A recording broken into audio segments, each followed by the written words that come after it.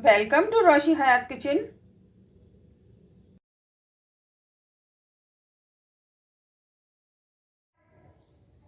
बिस्मिल्लाहिर्रहमानिर्रहीम। अस्सलाम वालेकुम व्यूवर्स। आज हम बनाएंगे कसूरी मेथी, जो कि हरी मेथी मिलती है मार्केट में, उससे कसूरी मेथी बनती है। क्योंकि हरी मेथी तो ज़्यादातर नहीं मिल पाती है पूरे साल भर मार्केट में, और यही सीज़न होता है कसूरी मेथी बनाने का।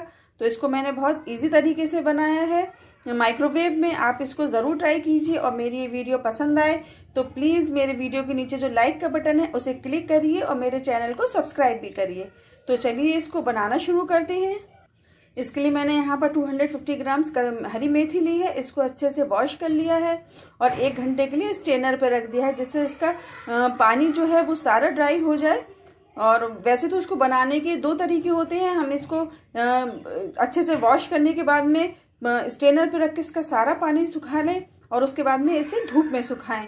लेकिन धूप में सुखाने से इसका कलर चेंज हो जाता है और खुशबू भी वो बात नहीं रहती है, इसलिए हम इसे माइक्रोवेव करेंगे। और मौसम भी कोहरे का हो रहा है तो सुखाने में थोड़ी परेशानी होती है, तो इसको हम माइक्रोवेव करेंगे। तो चलिए इसको बनाना शुरू करते हैं। देखिए, इसके लिए एक प्लेट लिए हमने, ये माइक्रोवेव सेफ प्लेट है। अब इस पर हम ये कसूरी मेथी फैला देंगे। देखिए, प्लेट में हमने हरी मेथी को डाल दिया है। अब इसे हम माइक्रोवेव करेंगे।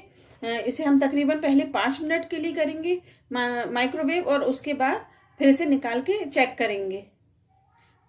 ये देखिए 5 मिनट हो गए हैं। कसूरी मेथी को हमने निकाल लिया है, हरी मेथी को। अब इसको, अभी थोड़ी सी और गीली है, इसको हम थोड़ा सा ऐसे उलट पुलट और कर देंगे, और उसके बाद में इसे 3 मिनट के लिए हम फिर माइक्रोवेव करेंगे।